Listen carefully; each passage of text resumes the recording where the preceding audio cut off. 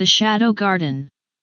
In a quiet valley hugged by silver hills and whispering trees, there was a small village named Willowmere. People here lived simply. They sang old songs, told old tales, and believed in the sky, the stars, and the softness of silence. But they never, ever went near the forest at the edge of the world. It was said to be cursed. They called it the Shadow Garden. The trees there never swayed. The flowers didn't bloom. And even the sun seemed to skip over it, like light itself was afraid. But Lena, a curious girl with muddy boots and eyes full of questions, never believed in don't-go rules.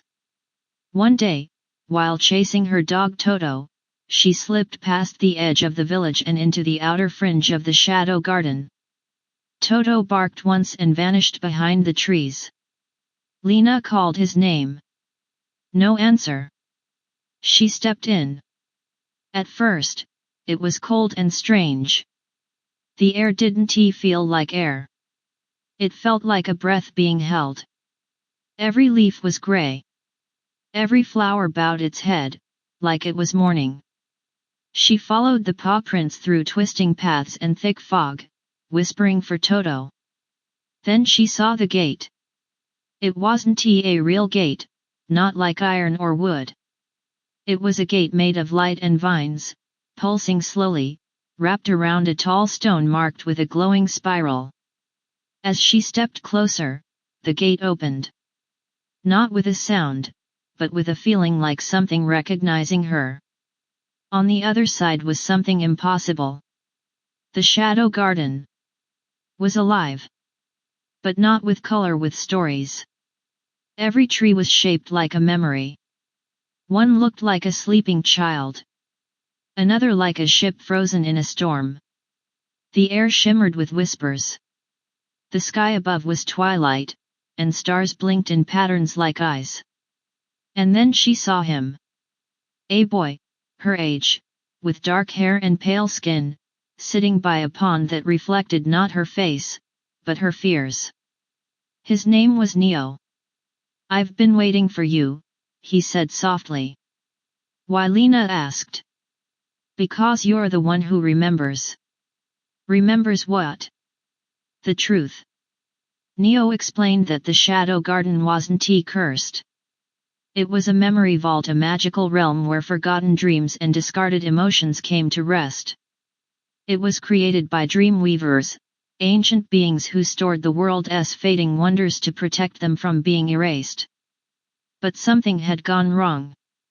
The garden was withering. Dreams were being stolen by a dark presence called the Fade, a creature that fed on doubt, silence, and the feeling of being unloved. The more people stopped believing in magic, in goodness, in wonder, the stronger the Fade became. Lena was special. She could hear stories in the wind. She remembered things most forgot. She agreed to help Neo. Together, they traveled through the garden, restoring lost dreams. They freed a tiger made of lightning from a frozen lake of regret, stitched the pieces of a sky shattered by loneliness, and relit a moon made from music. But the closer they got to the heart of the garden, the stronger the Fade became. In the final battle, the Fade showed Lena a vision, a world with no pain, no sadness, no questions. "You can be safe here," it said. "Just forget. Let go." But Lena smiled gently and replied, "I don't want to forget. Even the sad parts matter." She took Neo's hand, and together they released the final memory, a song her mother used to sing, one that had no words, only humming and warmth. The garden bloomed. Color returned. Trees laughed. Flowers danced. The stars came down to thank her. And Toto came running back, tail wagging, like nothing ever happened. Lena returned to Willowmere with muddy boots and a story no one believed, but she didn't mind. Because she'd seen what others had forgotten. That magic was real. And it lived in the places we almost stopped believing in.